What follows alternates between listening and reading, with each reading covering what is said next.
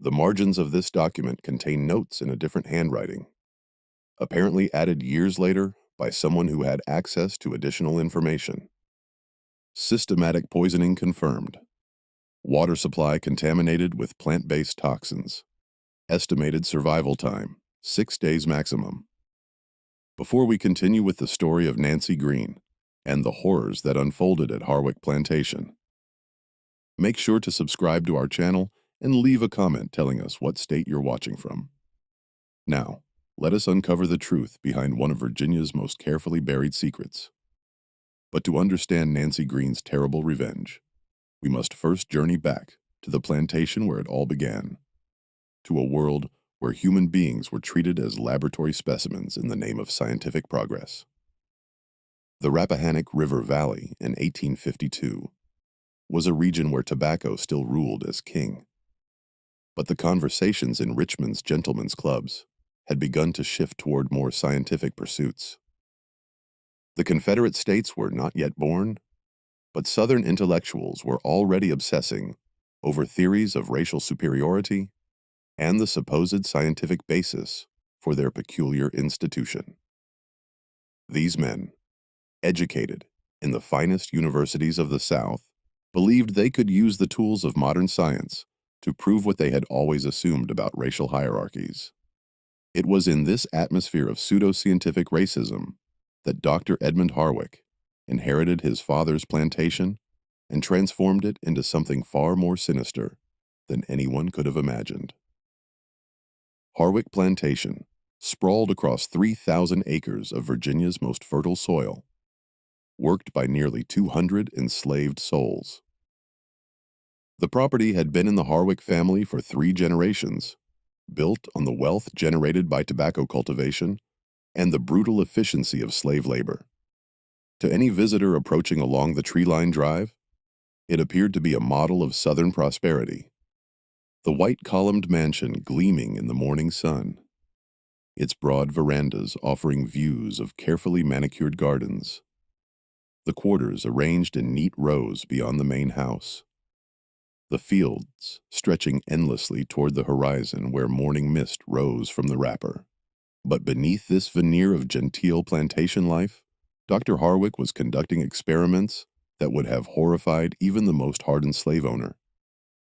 The converted tobacco barns behind the main house had been transformed into what he called research facilities, equipped with the latest scientific instruments and stocked with chemical compounds ordered from suppliers in Richmond and Baltimore.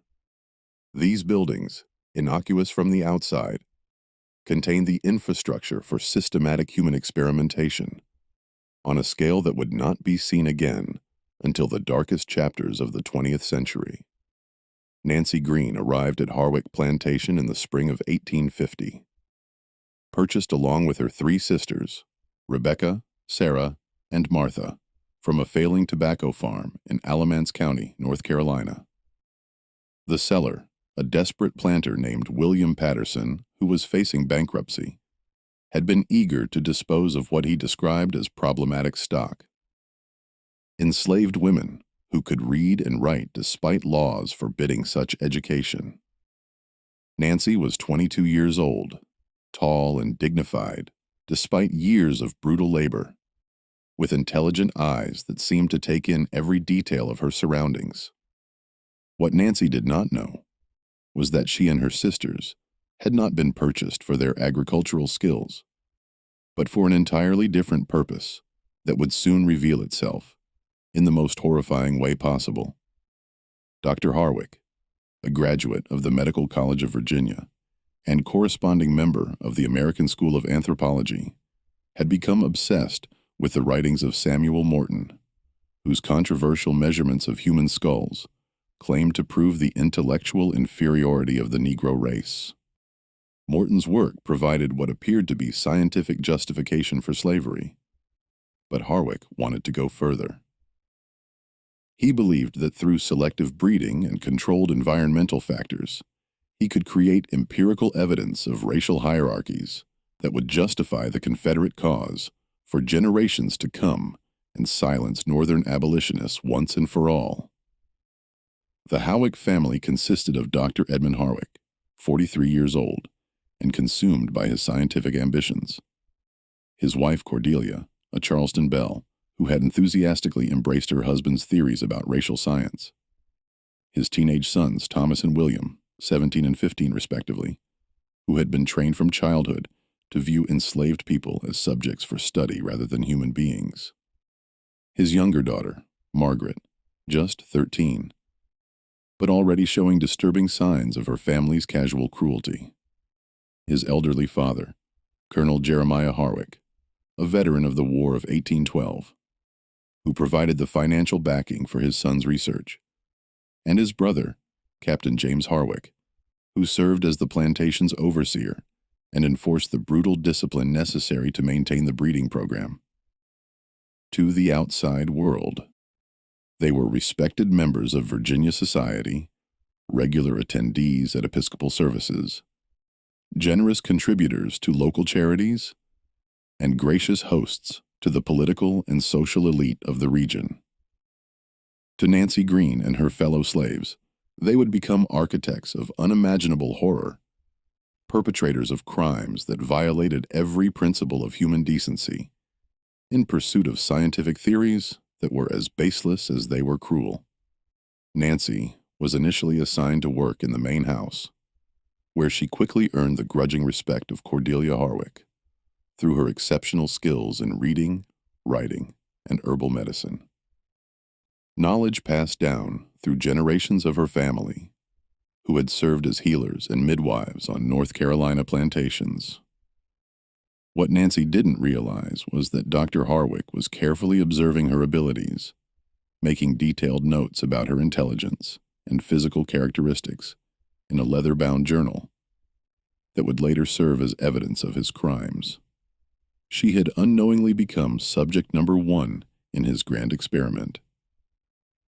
A human being reduced to a collection of measurements and observations in the service of a perverted scientific agenda. It was on a humid August morning in 1851 that Nancy first discovered the true nature of her situation. The oppressive heat of the Virginia summer had settled over the plantation like a suffocating blanket, and the morning air was thick with the scent of tobacco leaves and the ever-present smell of human misery that hung over the slave quarters. Nancy had been sent to deliver lunch to the doctor in his study, a converted tobacco barn located behind the main plantation house, where he spent increasing amounts of time working on what he called his research projects. As she approached the building, balancing a silver tray laden with cold chicken, biscuits, and sweet tea, she could hear voices engaged in heated discussion. Dr. Harwick was meeting with a distinguished gentleman from Richmond, and Nancy recognized the visitor's voice from previous encounters, Dr. Samuel Cartwright, the infamous physician who had achieved notoriety throughout the South for his scientific theories about the mental deficiencies of the Negro race. Cartwright was the man who had diagnosed drapetomania, the supposed mental illness that caused slaves to flee their masters, and dysesthesia ethiopica, which he claimed was responsible for the laziness and disobedience observed in enslaved populations. Nancy paused outside the building, ostensibly to adjust the items on her tray, but actually to listen to the conversation taking place within. Through a crack in the wooden walls, she could see the two men hunched over a large table covered with charts, diagrams, and what appeared to be detailed measurements. The walls of the converted barn were lined with shelves containing glass bottles filled with various substances, scientific instruments that Nancy didn't recognize, and row upon row of leather-bound journals documenting years of observations and experiments.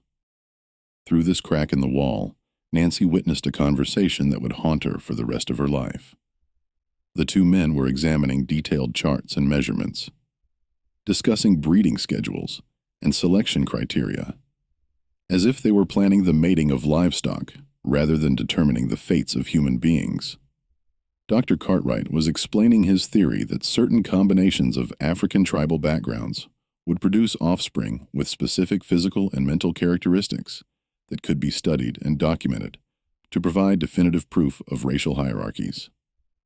The female specimens you've selected show exceptional cranial capacity for their race, Dr. Cartwright was saying, pointing to a chart with NLY's name at the top, surrounded by detailed measurements and observations. The Nancy subject in particular shows troubling signs of intelligence that we must work to diminish in her offspring.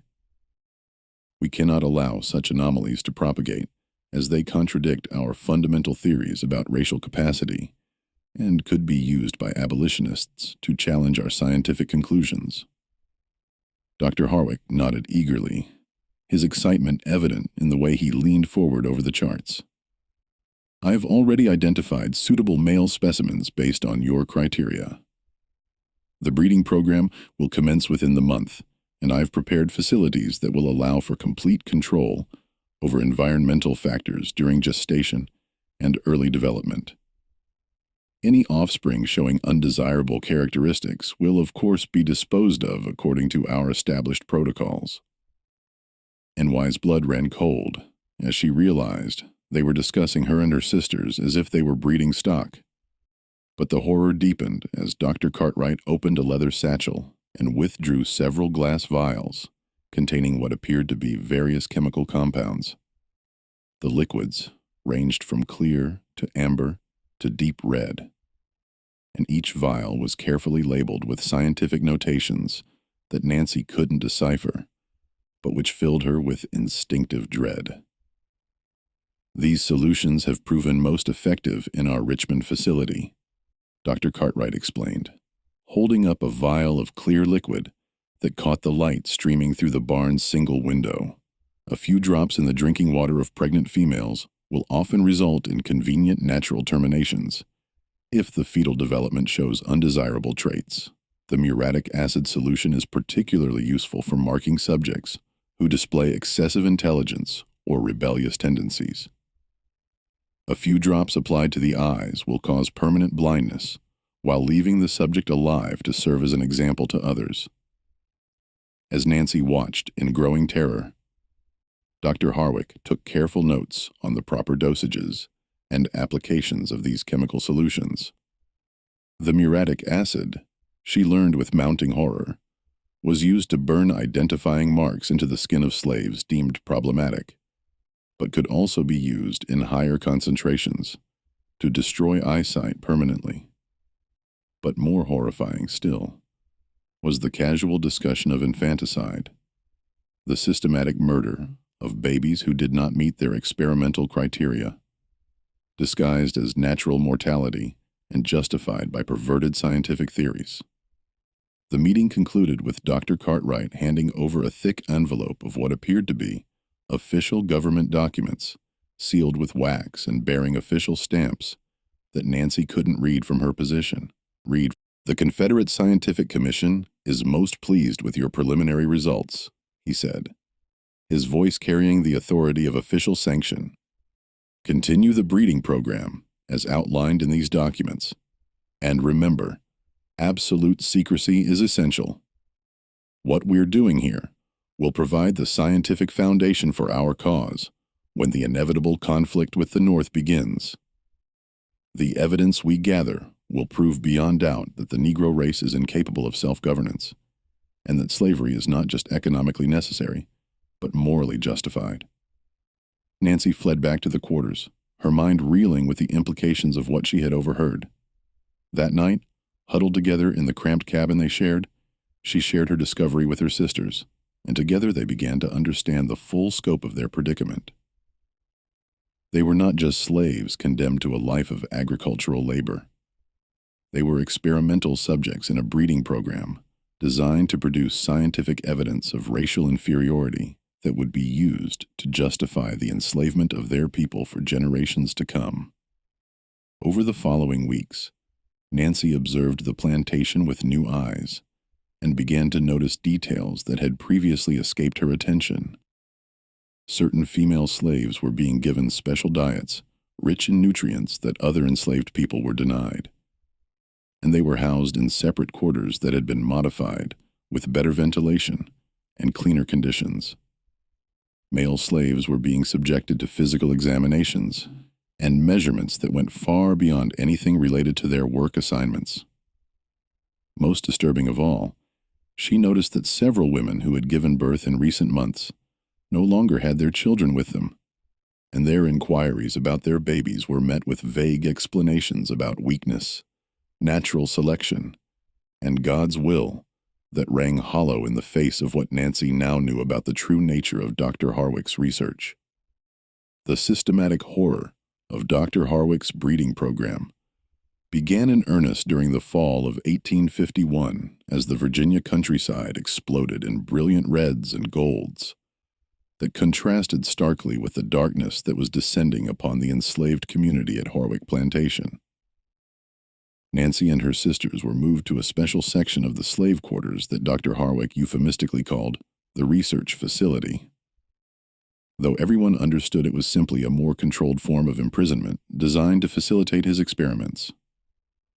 This converted tobacco warehouse had been divided into individual cells, each approximately 8 feet by 10 feet, equipped with a simple cot, a wash basin, and a small window that had been barred with iron rods to prevent escape. The walls were thick enough to muffle sounds, and the doors were secured with heavy locks that could only be opened from the outside. Each cell was numbered, and detailed charts hung outside each door tracking the occupant's physical characteristics, breeding schedule, and experimental status. Nancy was the first to be subjected to the breeding protocol, paired with a man named Samuel, who had been purchased specifically for Dr. Harwick's program. Samuel was a field hand from a plantation in Henry County, selected for what Dr. Harwick's notes described as superior physical specimens with diminished cranial capacity. In other words, a man whose physical strength was valued, while his intelligence was viewed as a liability that needed to be bred out of future generations. Samuel was a gentle soul, despite his imposing physical presence, a man who had been just as horrified as Nancy to learn the true purpose of their forced union. When Dr. Harwick explained the breeding protocol with the same clinical detachment he might use to describe any other scientific procedure, both Samuel and Nancy understood that resistance would result in brutal punishment or death. But they also understood that their compliance would not guarantee the survival of any children they might produce. The conditions of their confinement were carefully controlled, according to protocols that Dr. Harwick had developed through correspondence with other researchers throughout the South. Their diet was monitored and supplemented with various compounds that Dr. Harwick claimed would influence the development of their offspring. Though Nancy suspected these supplements were actually experimental substances whose effects were being studied. They were forced to submit to weekly medical examinations where Dr. Harwick would measure various aspects of their physical development, take blood samples, and make detailed notes about their physical and mental state that were recorded in the ever-present leather journals. But the true horror began when NY's sister Rebecca became pregnant with her assigned partner, a quiet man named Joshua, who had been selected for similar reasons as Samuel. Dr. Harwick's excitement was palpable as he monitored Rebecca's pregnancy with unprecedented attention, visiting her cell daily to measure her expanding belly, test her reflexes, and subject her to various procedures that he claimed were necessary for the health of the developing child, but which seemed designed more to gather data than to provide medical care. When Rebecca gave birth to a healthy boy in the spring of 1852, Nancy initially felt a surge of relief that perhaps the nightmare was finally over and that the baby would be allowed to live and grow normally among the enslaved community. The birth had been difficult, lasting nearly 20 hours, but Rebecca had endured it with the stoic strength that characterized the women of their family, and the child appeared perfectly healthy and normal in every way. Her relief was tragically short-lived. Within hours of the birth, before Rebecca had even recovered from the ordeal of labor, Dr. Harwick and his son Thomas arrived with an array of measuring instruments and began subjecting the newborn to a series of tests that were as thorough as they were terrifying. Nancy watched in horror from her adjacent cell as the baby's head was measured from every conceivable angle using calipers and other devices. His reflexes were tested with sharp instruments, and his physical characteristics were carefully documented in yet another leather journal devoted specifically to the evaluation of experimental offspring. The examination continued for 3 days, during which the infant was subjected to procedures that would have been considered barbaric, even by the medical standards of the time. Dr. Harwick used calipers to measure the infant's skull in minute detail, recorded the exact dimensions of facial features, tested responses to various stimuli, and made extensive notes about what he termed cognitive indicators and behavioral anomalies that only he seemed able to observe. After 3 days of intensive observation and measurement, Dr. Harwick made his verdict with the same detached scientific tone he might use to describe any other laboratory result.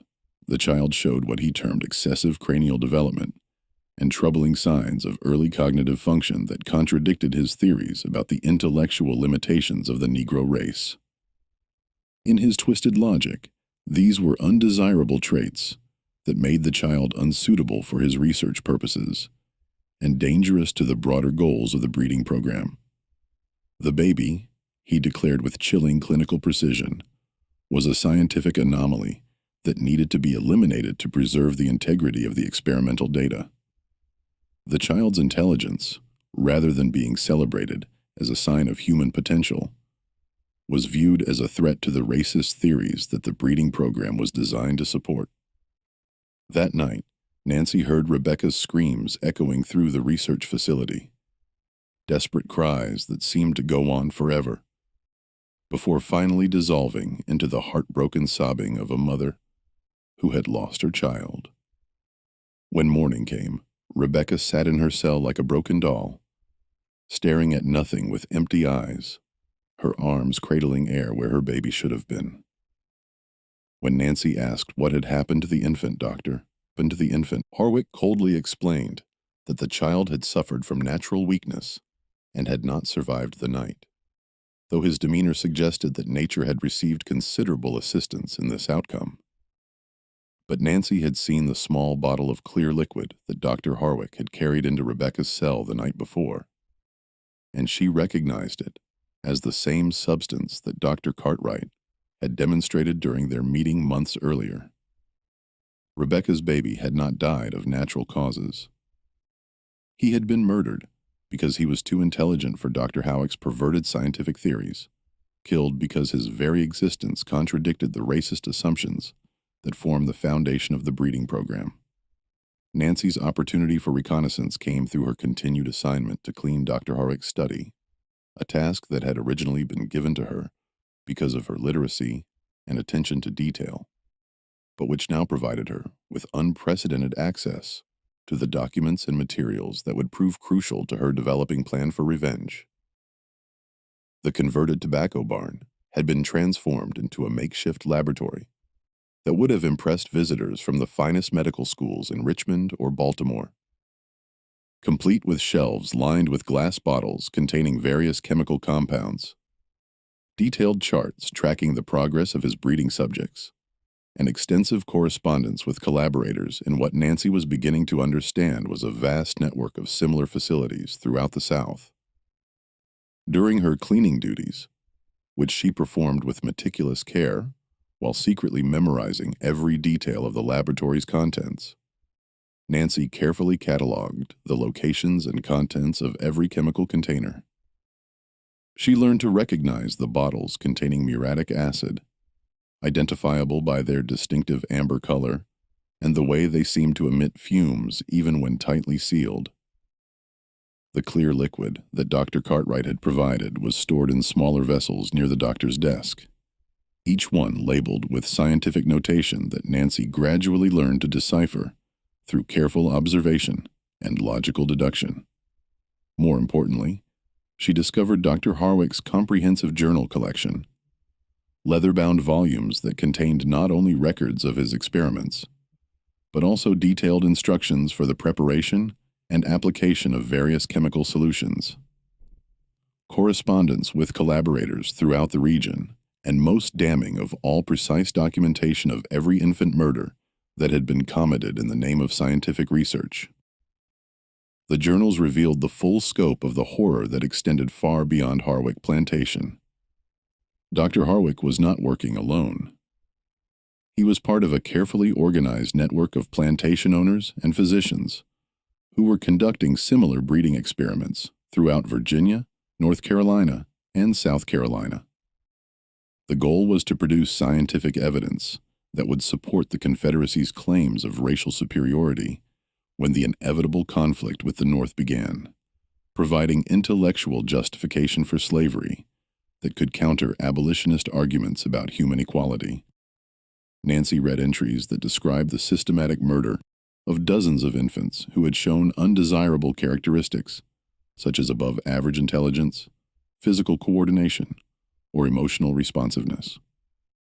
She learned that the clear liquid was a concentrated solution of various plant-based toxins, including extracts from pokeweed, oleander, and castor beans that could cause death within hours, while leaving no obvious signs of poisoning that would alert authorities or raise suspicions among the enslaved community. The muriatic acid was indeed used for marking slaves, but Nancy discovered that Dr. Harwick had been experimenting with different concentrations and applications, developing techniques that could cause everything from superficial burns to permanent disfigurement to complete blindness, depending on the specific formulation and method of application.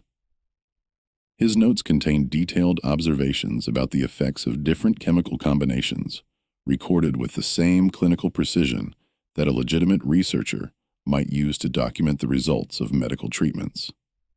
Most revealing was a recent letter from Dr. Cartwright that praised Dr. Harwick's innovative approaches to subject management and specifically mentioned his success in eliminating cognitive anomalies in the experimental population. The letter also contained instructions for a new chemical compound that could be used to cause permanent blindness in subjects who displayed what they termed excessive visual intelligence, the ability to read and interpret their surroundings in ways that threaten the security of the operation. This compound, a carefully calibrated mixture of concentrated lye and muriatic acid, was designed to destroy the corneas and optic nerves while leaving the victim alive to serve as both punishment and example to others who might consider resistance. Dr. Cartwright's letter included detailed instructions for its preparation and application, noting that it should be administered as eye drops while the subject was physically restrained to ensure complete contact with the optical structures. As Nancy read these instructions with growing horror and rage, a terrible plan began to form in her mind. The same chemicals that Dr. Harwick intended to use to destroy the sight of rebellious slaves could be turned against their creators with devastating effectiveness. But NY's plan went beyond simple revenge. She intended to expose the entire network of experimental plantations and ensure that no other families would suffer as hers had, even if it meant sacrificing her own life in the process. Nancy began secretly documenting everything she could find in Dr. Harwick's study, using her literacy skills to copy crucial information onto scraps of paper that she hid throughout the plantation. She memorized the names and locations of other collaborating plantations, copied correspondence that revealed the involvement of government officials and prominent citizens, and most importantly, learned the exact formulations and applications of every chemical compound in the doctor's extensive arsenal. Her pregnancy was now in its final month, and Nancy knew with growing certainty that her time was running out. Soon, her child would be born and subjected to Dr. Harwick's evaluation process, and if the baby showed any signs of intelligence or physical development that contradicted the doctor's theories, it would be murdered, just like the children of her sisters. The knowledge that she was carrying a baby who might be killed within days of birth filled her with a desperate rage that grew stronger with each passing day, fueling her determination to ensure that the Harwick family would pay for their crimes. But Nancy had discovered something else in the doctor's files that made her mission even more urgent. Evidence that the breeding program was about to expand dramatically. Dr. Harwick had received approval and funding from Confederate sympathizers in Richmond to increase his operation from 200 subjects to over 1,000, making Harwick Plantation the largest experimental facility in the South. New buildings were being constructed on adjacent properties, and additional research subjects were being purchased from slave markets throughout the region, with the goal of creating a comprehensive database of racial characteristics that would support Confederate political arguments. The horror that Nancy and her family had endured was about to be inflicted on hundreds of other innocent people, and the systematic murder of children that had already claimed the lives of her nephews was about to expand to an industrial scale. The time for careful planning and patient observation had passed.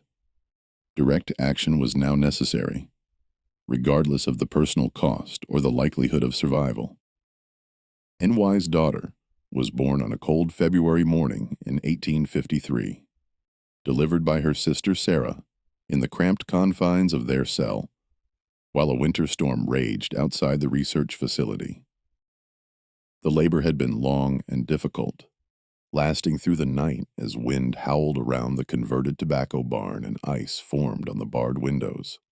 But when dawn finally broke, Nancy held in her arms a perfect child, healthy, alert, and already showing signs of the intelligence that would doom her under Dr.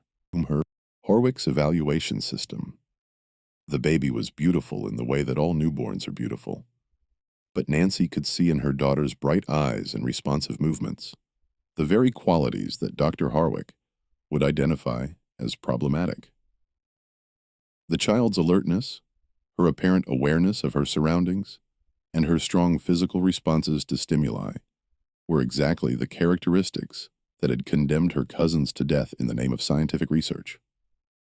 Nancy held her daughter for exactly 18 precious hours, memorizing every detail of her face and trying to compress a lifetime of maternal love into those brief moments before Dr. Harwick arrived with his measuring instruments and evaluation protocols. When the doctor finally appeared, accompanied by his sons Thomas and William, who had been trained to assist in these evaluations, Nancy felt her heart break as she was forced to hand over her child to the man who would almost certainly order her death. The examination was thorough and terrifying, conducted with the same clinical precision that Dr. Harwick brought to all his research activities. He measured every aspect of the infant's physical development using calipers and other instruments, tested her reflexes with sharp probes, and made detailed observations about her responses to various stimuli, while dictating his findings to Thomas, who recorded everything in yet another leather-bound journal devoted to documenting the characteristics of experimental offspring. When Dr. Harwick finished his examination, after what seemed like hours of poking, prodding, and measuring, his verdict was predictably damning. The child showed excessive cranial development, abnormal responsiveness to visual stimuli, and troubling signs of cognitive advancement that contradicted his theories about racial intellectual capacity. In his clinical notes, which he dictated aloud while Nancy listened in growing despair, he described the infant as a significant deviation from expected racial norms and unsuitable for the continuation of the experimental bloodline.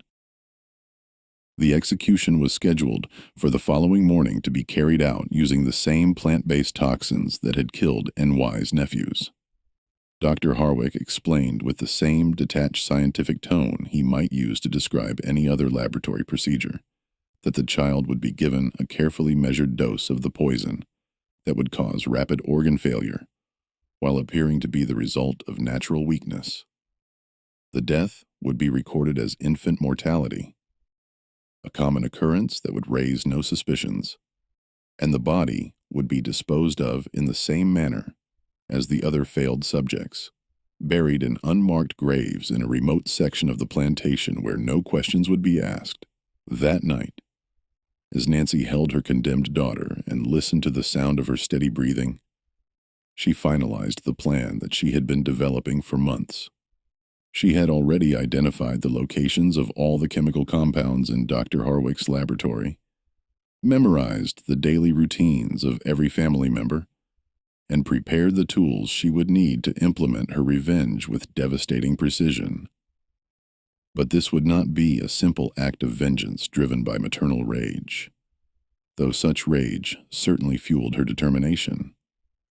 Nancy intended to expose the entire breeding program and ensure that evidence of Dr. Harwick's crimes would reach authorities who might be willing to act even if such authorities were few and far between in the slaveholding South. She had identified several prominent abolitionists in Richmond and Washington who would be horrified by the systematic infanticide taking place at plantations throughout Virginia. And she believed that if she could survive long enough to get information to them, perhaps other families could be saved from the horror that had consumed her own. Nancy's plan required precise timing and nerves of steel that would have impressed military strategists. She would need to simultaneously neutralize every member of the Harwick family who had knowledge of or participation in the breeding program, secure and preserve evidence of their crimes in a way that would ensure its eventual discovery by outside authorities, and create a situation that would force investigation by officials who might otherwise be inclined to ignore atrocities committed against enslaved people. The chemical compounds that Dr. Harwick had intended to use for torture and murder would become instruments of justice, administered with the same clinical precision that the doctor himself had used in his experiments. But NY's revenge would not be quick or merciful. She intended for the Harwick family to experience the same prolonged suffering that they had inflicted on others, to understand what it felt like to be helpless and condemned, while their fate was decided by someone who viewed them as less than human. At midnight, as the storm continued to rage outside, Nancy kissed her sleeping daughter one final time and placed her gently in Sarah's arms. "No matter what happens," she whispered to her sister, her voice barely audible above the wind, "protect her. Get her away from this place if you can. Tell her someday that her mother died fighting monsters, and that she must never let anyone make her forget that she is worth more than all their theories and measurements combined." Nancy slipped from her cell, having long ago learned to manipulate the simple lock that secured the research facility through careful observation and patient practice. The plantation was quiet, except for the usual night sounds of the Virginia countryside, mixed with the storm's fury, and even the guard dogs knew her scent and paid her no attention as she made her way toward the main house and the laboratory, where the instruments of her revenge waited in their carefully labeled bottles. Dr. Harwick's laboratory was secured with a heavy padlock that would have deterred most intruders, but Nancy had observed him opening it hundreds of times during her cleaning duties and had memorized every detail of the process. The key was hidden in a small wooden box beneath his desk, exactly where she knew it would be, wrapped in oiled cloth to protect it from moisture, and carefully positioned so that its absence would not be immediately noticed. Within moments, she was inside the converted tobacco barn that had served as the headquarters for so much suffering, surrounded by the instruments and chemicals that had made possible the systematic murder of innocent children. The laboratory was eerily quiet in the storm's aftermath, with only the sound of wind through the wooden walls and the occasional creak of the building settling in the cold air. The chemical compounds were arranged exactly as she remembered them from her countless hours of observation and cleaning. The concentrated lye solutions sat in a large glass container on the top shelf, clearly labeled with Dr. Harwick's precise handwriting, and stored according to the safety protocols he had learned from his correspondence with other researchers. The muriatic acid was stored in smaller bottles near the doctor's desk, each one carefully sealed and dated according to when it had been prepared. Nancy carefully measured out precise quantities of each compound, following the mixing instructions she had memorized from Dr. Cartwright's correspondence. with the same attention to detail that Dr. Harwick himself would have used. The process was dangerous, as the chemicals produced toxic fumes when combined. But Nancy had observed enough of the doctor's procedures to understand the necessary precautions. The resulting solution was a clear, odorless liquid that would cause immediate and permanent blindness upon contact with human eyes. But NY's plan required more than just the blinding compound. She needed to ensure that the Harwick family would survive long enough to experience the full consequences of their actions, and that evidence of their crimes would be preserved for authorities to discover when the inevitable investigation began. Nancy prepared 7 small glass vials of the blinding solution, one for each member of the Harwick family, using the same precision instruments that Dr. Harwick had used to measure chemicals for his experiments. If this story is giving you chills, share this video with a friend who loves dark mysteries. Hit that like button to support our content. And don't forget to subscribe to never miss stories like this.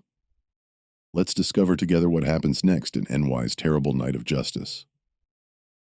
But NY's revenge did not end with the blinding of the Harwick family. It was only the beginning of a systematic campaign of retribution that would ensure their slow and agonizing deaths. NY's revenge did not end with the blinding of the Harwick family.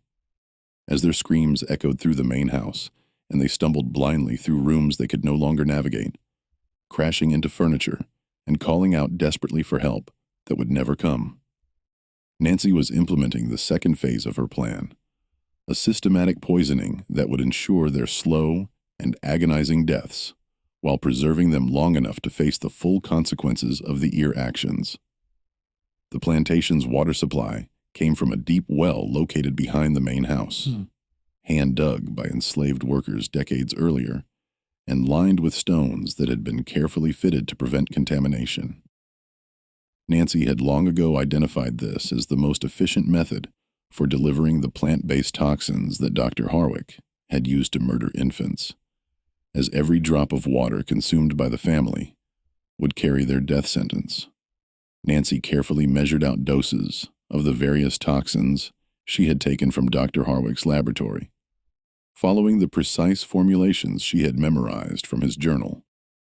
With the same attention to detail that the doctor himself had used in his experiments, the resulting mixture included extracts from pokeweed, which would cause progressive organ failure, oleander compounds that would attack the cardiovascular system, and castor bean derivatives that would destroy the liver and kidneys over the course of several days. The toxins were designed to cause gradual organ failure over the course of several days, allowing time for symptoms to develop and for the victims to understand exactly what was happening to them. Unlike the quick deaths that had been administered to the murdered infants, the Harwick family would experience prolonged suffering that would give them ample opportunity to contemplate their crimes and understand the justice of their fate. Nancy poured the entire solution into the well, ensuring that every drop of water consumed by the Harwick family would carry their death sentence. The toxins were colorless and nearly tasteless, designed to be undetectable until the poisoning had progressed too far for any possible treatment, even if such treatment had been available in rural Virginia in 1853. But NY's plan extended beyond the immediate family to include the overseers and guards who had enforced the breeding program and participated in the systematic murder of children. She knew that some of these men had families of their own, including innocent children, and she was not willing to harm people who bore no responsibility for the crimes committed at Harwick Plantation. However, the adults who had participated in the breeding program, or who had knowledge of the infanticide, deserved the same fate as their employers. The overseers' quarters were located near the main house, arranged in a neat row of small buildings that housed the white employees who supervised the plantation's operations. Nancy visited each building in turn, moving silently through the pre-dawn darkness while the occupants slept peacefully, unaware that justice was finally coming for their crimes. Ferguson, the head overseer, who had personally restrained infants during Dr. Harwick's evaluations, received a full dose of the blinding solution while he slept. Nancy had watched this man hold down struggling babies, while Dr. Harwick administered lethal injections, and she felt no mercy as she applied the acid that would destroy his sight forever. The stablemaster, who had helped dispose of the bodies of murdered children in unmarked graves throughout the plantation, was blinded as well, receiving his dose while he tried to rise from his bed in response to the screams coming from the main house. Nancy was methodical and thorough, working her way through every person on the plantation who had knowledge of or participation in the breeding program. The plantation's clear, who had maintained the records of experimental subjects and their breeding schedules, was blinded in his office while trying to understand the commotion outside. The doctor's assistant, a young man from Richmond, who had helped with the medical examinations and chemical preparations, received his dose while attempting to flee the plantation in panic. By dawn, 9 adults had been blinded, and the entire water supply had been contaminated with lethal toxins. Nancy had accomplished her primary objectives with systematic efficiency, ensuring that everyone responsible for the breeding program would pay the ultimate price for their crimes while preserving evidence that would expose the entire network of experimental plantations. As the sun rose over Harwick Plantation, casting long shadows across the tobacco fields and illuminating a scene of justice finally served, Nancy returned to the research facility where her daughter and sisters waited. She knew that her actions would soon be discovered by authorities and that her own death was inevitable. But she had accomplished everything she had set out to do. The Harwick family would die slowly and painfully, experiencing a fraction of the suffering they had inflicted on others. And more importantly, the evidence of their crimes would be discovered, and the breeding program would be exposed to the world. Nancy spent her final free hours writing detailed letters to abolitionists in Richmond and Washington, describing the location of Dr. Harwick's records and providing specific information about other plantations involved in similar experiments. She also wrote a lengthy confession explaining her actions and motivations, ensuring that future investigators would understand the full scope of the horrors that had taken place at Harwick Plantation and the desperate measures that had been necessary to stop them. The letters were hidden in various locations around the plantation, wrapped in oiled cloth, and placed where they would eventually be discovered during the investigation that would inevitably follow. Nancy also prepared detailed instructions for her sisters written in a code that she taught them during those final hours, explaining how to locate and deliver the evidence if any of them survived the retaliation that was sure to come. The first sign that something was seriously wrong at Harwick Plantation came when Dr. Edmund Harwick failed to appear for a scheduled meeting with Richmond officials on March 15, 1853. Harwick had been expected to present his latest research findings to a committee of Confederate sympathizers who were interested in using his work to support their political arguments about racial inferiority, and his absence from such an important meeting was completely out of character for a man who had built his reputation on scientific reliability and professional punctuality. When Harwick's colleague, Dr. Samuel Cartwright, arrived at the plantation for the meeting, accompanied by 2 prominent Richmond businessmen who had been funding the breeding program, they found a scene that would haunt them for the rest of their lives.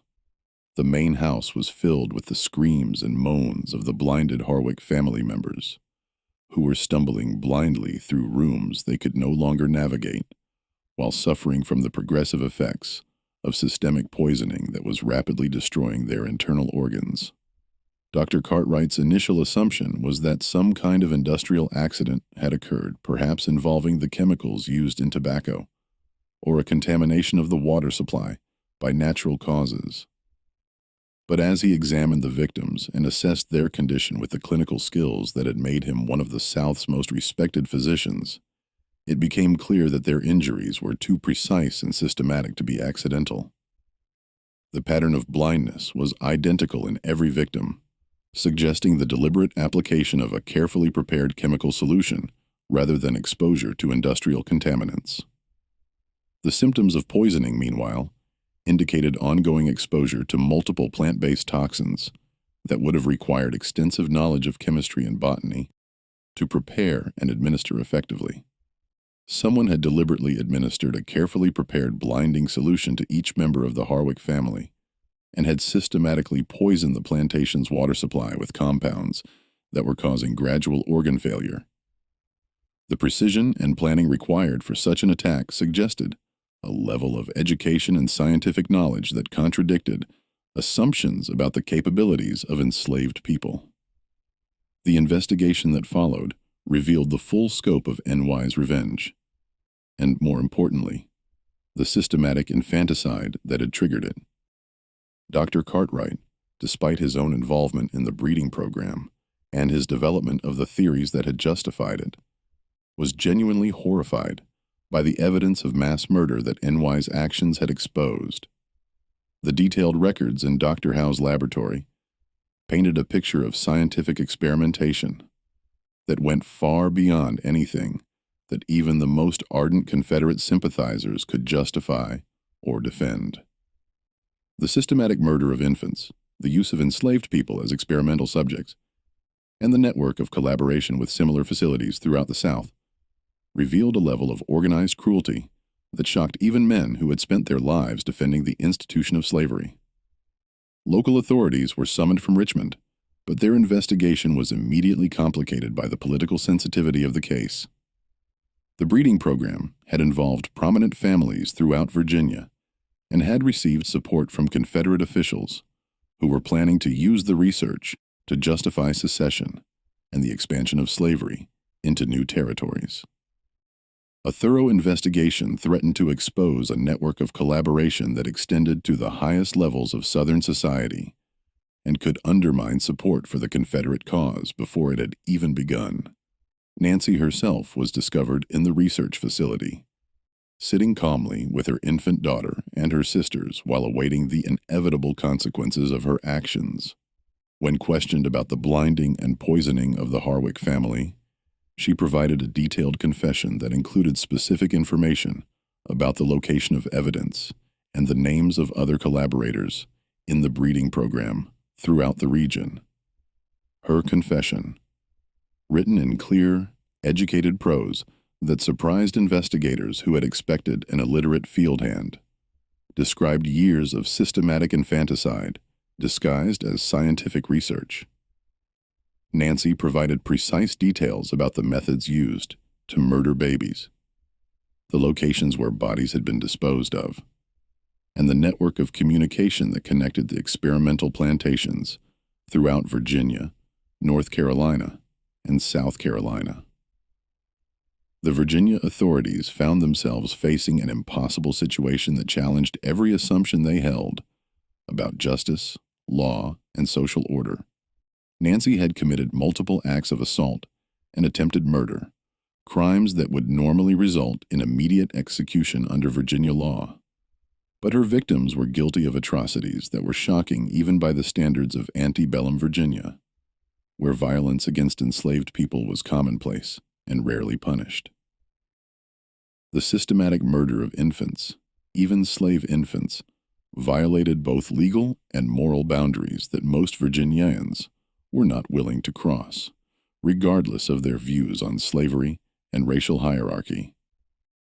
The use of enslaved people as experimental subjects for scientific research crossed lines that even the most ardent defenders of slavery found difficult to justify, particularly when that research involved the deliberate killing of children. More problematic was the political dimension of the case, which threatened to expose Confederate sympathizers and government officials who had supported or funded the research. The evidence that Nancy had preserved implicated dozens of prominent families and revealed a network of experimental facilities that extended across multiple states, all operating with the knowledge and support of people who would soon be leading the Confederate government. The death of the Harwick family from systemic poisoning took place over the course of 6 agonizing days, during which Dr. Cartwright and other medical professionals attempted to provide treatment despite their horror at the crimes that had been committed. The plant-based toxins that Nancy had used were the same ones that had been specifically developed for their lethality and resistance to treatment, making medical intervention largely futile, even with the best knowledge available in 1853. Dr. Edmund Harwick died first, his body ravaged by multiple organ failures, while his destroyed eyes wept tears of blood and pus that stained his pillows and bed linens. His final hours were spent in delirium, calling out the names of the children he had murdered and begging forgiveness from people who could no longer hear him. His final words, recorded by Dr. Cartwright in a report that would remain classified for over a century, were a confession of his crimes and an acknowledgement that NY's revenge was justified.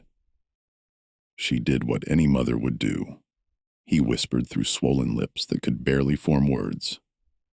"God, forgive us for what we became in the name of science."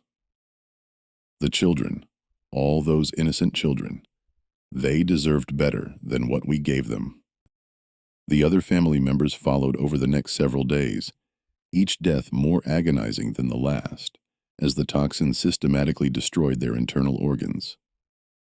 While they remained conscious enough to understand what was happening to them, the teenagers, Thomas and William, spent their final hours calling for their mother, who was herself dying in the next room, their voices growing weaker as the poison ravaged their young bodies.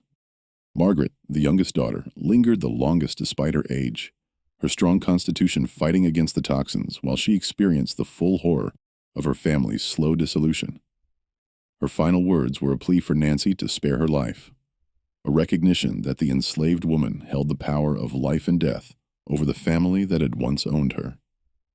Colonel Jeremiah Harwick, the elderly patriarch who had funded the breeding program, spent his final days in a state of blind delirium, calling out orders to long dead-ad soldiers and reliving battles from the War of 1812, while the poison slowly shut down his organs.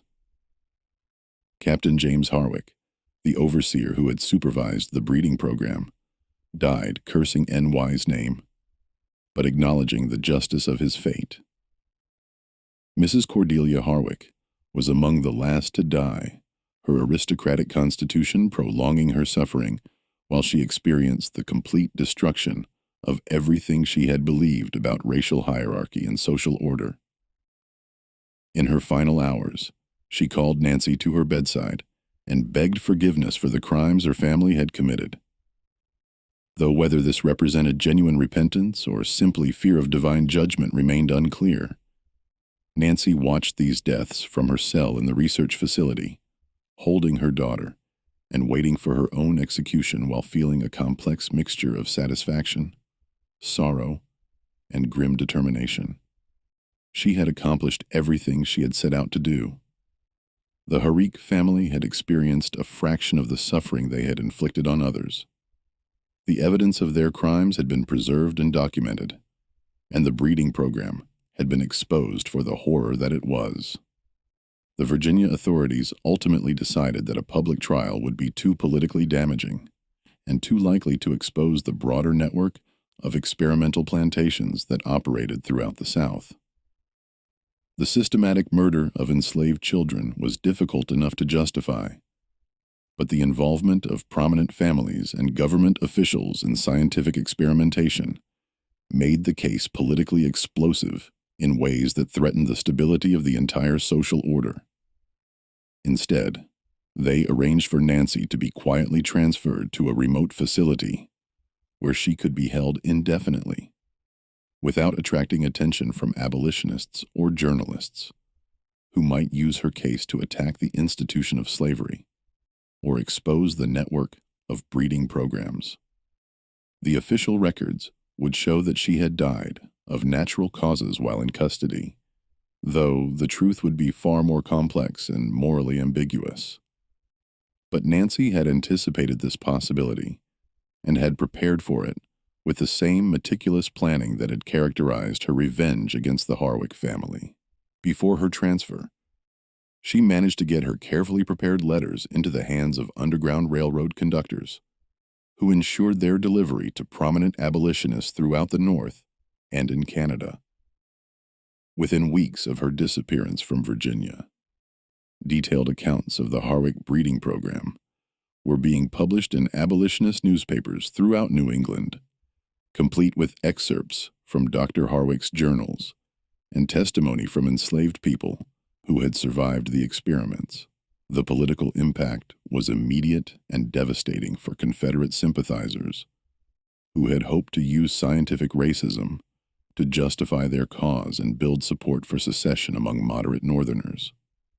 The exposure of the Harwick breeding program sent shockwaves throughout the network of experimental plantations that had been operating in secret across the South. As collaborators realized that their activities were no longer hidden from public scrutiny, Dr. Samuel Cartwright, faced with overwhelming evidence of systematic infanticide that his theories had inspired and justified, suffered a complete mental breakdown and spent his final years in an asylum outside Richmond, raving about the ghosts of murdered children and the terrible justice that Nancy Green had administered. Other collaborators in the breeding program network faced varying fates as the scandal spread throughout Southern society. Some fled to remote locations in Texas or Arkansas, where they hoped to escape the political fallout from NY's revelations and continue their work in greater secrecy.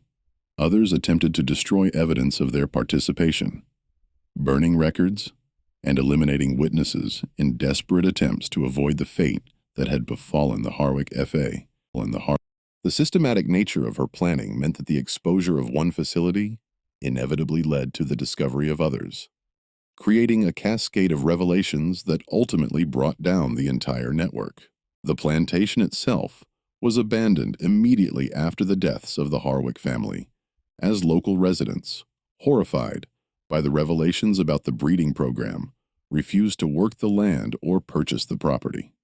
Within months, the main house had been stripped of anything valuable by Ludders, who showed no respect for the suffering that had occurred there, and the research facility had been burned to the ground by unknown parties who wanted to ensure that no physical evidence of the experiments remained. The Virginia State Archives, despite efforts by political officials to suppress the documentation of NY's case, preserved enough records to provide future historians with a detailed account of both the breeding program and NY's systematic revenge. These documents, classified for over a century and only recently made available to researchers, reveal the full scope of the scientific racism that preceded the Civil War and the desperate measures that some enslaved people took to protect their families and expose the truth. Nancy Green's story became a whispered legend among enslaved communities throughout the South, passed down through oral tradition and carefully guarded from the ears of slaveholders who might seek to prevent its spread. The tale of a woman who had single-handedly destroyed an entire family of slaveholders served as both inspiration and warning. Inspiration for those who dreamed of resistance and justice, and a warning about the terrible costs that such resistance inevitably extracted from those brave enough to attempt it. The broader political impact of NY's actions extended far beyond Virginia and contributed significantly to the growing tensions between North and South that would eventually lead to the Civil War. The revelation that Confederate sympathizers had been conducting systematic experiments on enslaved people, including the murder of children, provided Northern politicians with powerful ammunition in their arguments against the expansion of slavery into new territories. The horror of the breeding programs helped solidify Northern opposition to slavery and made it impossible for moderate politicians to view the institution as a benign economic arrangement that could be gradually reformed. The evidence of systematic infanticide demonstrated that slavery inevitably led to the complete dehumanization of enslaved people and created opportunities for atrocities that civilized society could not tolerate. Modern historians who have studied the classified documents related to NY's case have identified her as one of the most effective individual resistors in the history of American slavery. Her systematic approach to revenge, her preservation of evidence, and her successful exposure of the breeding program network demonstrated a level of strategic thinking and execution that was unprecedented among enslaved people of her era. NY's success in turning the tools of scientific racism against their creators showed that enslaved people possessed the intelligence and capability that racist theories claimed they lacked. Her literacy, her understanding of chemistry and botany, and her ability to plan and execute a complex campaign of justice contradicted every assumption that slaveholders held about the intellectual capacity of African Americans. But perhaps the most significant aspect of NY's legacy was her success in protecting her daughter and ensuring the survival of her family line, despite the systematic attempt to eliminate them through the breeding program. The child who was condemned to death by Dr. Harwick's twisted evaluation system not only survived, but grew up to become a teacher and activist, working to educate former slaves and preserve the stories of those who had died fighting for freedom. Nancy Green was never seen again after her transfer from Harwick Plantation, and official records of her fate were never made public. Some accounts suggest that she was executed in secret to prevent her from testifying about the breeding program and exposing additional collaborators. Others claim that she was transferred to a mental institution where she spent the rest of her life in isolation, slowly dying from the psychological trauma of what she had experienced and what she had been forced to do. But there are also stories passed down through the Underground Railroad network and preserved in the oral traditions of escaped slaves that suggest Nancy managed to escape during her transfer and made her way to Canada, where she was reunited with her daughter and lived out her days in freedom. These stories, impossible to verify, but cherished by those who tell them, speak of a woman who refused to let her sacrifice be in vain and who continued to fight for justice until her final breath. If you enjoyed this tale and want more horror stories like this, subscribe, hit the notification bell, and share with someone who loves mysteries. See you in the next video.